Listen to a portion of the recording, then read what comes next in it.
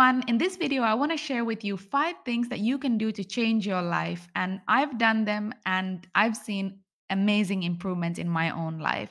Life can get hard, life can get challenging at times, and sometimes we just don't know where to start, what to focus on, and what to do next. But here are 5 easy things that you can do to get your life back on track and head in the right direction. So let's get started. Step one, and most importantly, take the time to know what it is you want in your life. What do you want your life to look like? Just book an appointment with yourself for like 2 hours, even just one. Sit down and really take the time to think, what do you want to see? How do you want your life to look like?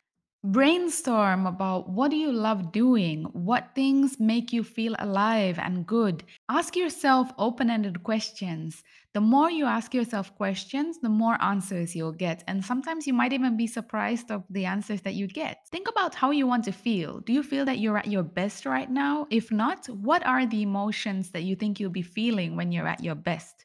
Define them. Go deeper. When do you feel those elevated, amazing emotions now in your life? Think about it. Step number 2, stop blaming others and finding excuses. I can't stress this one enough.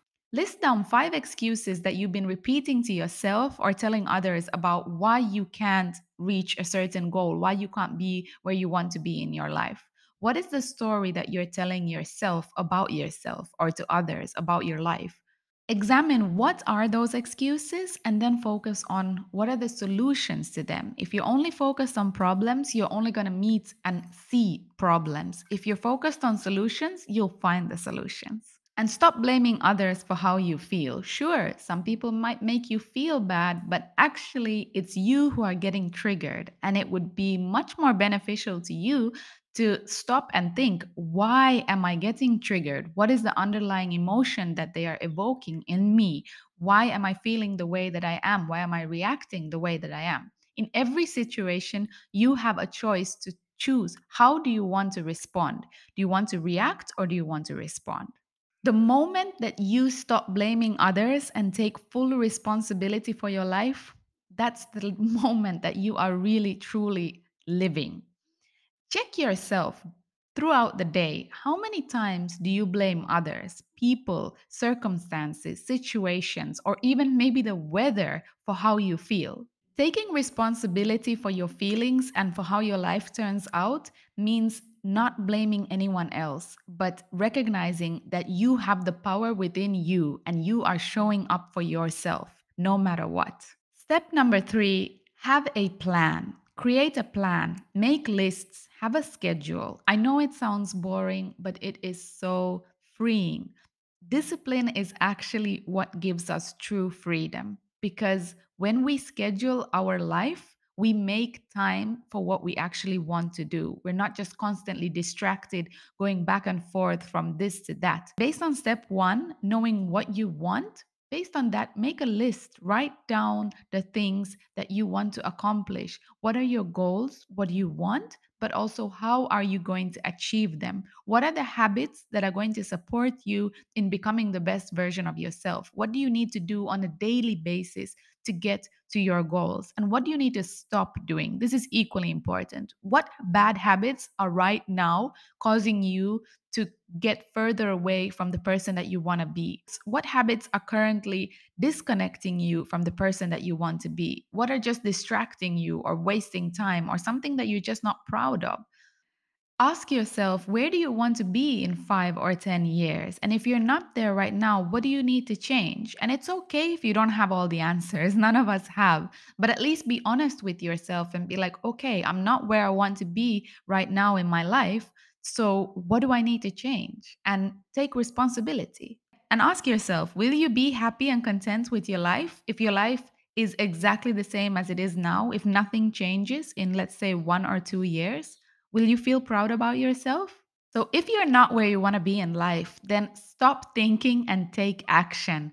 Get to planning. You know what they say, if you planned it, you've already gotten it like halfway done, something like that. I don't remember exactly.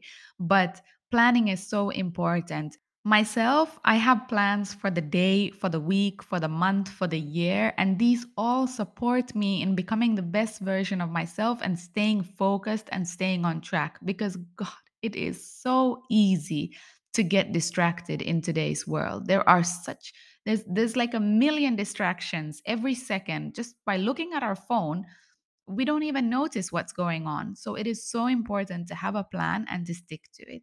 And one tip I want to give you: don't make your goals too difficult to accomplish, too challenging, because then you're going to feel demotivated and you're not even going to start.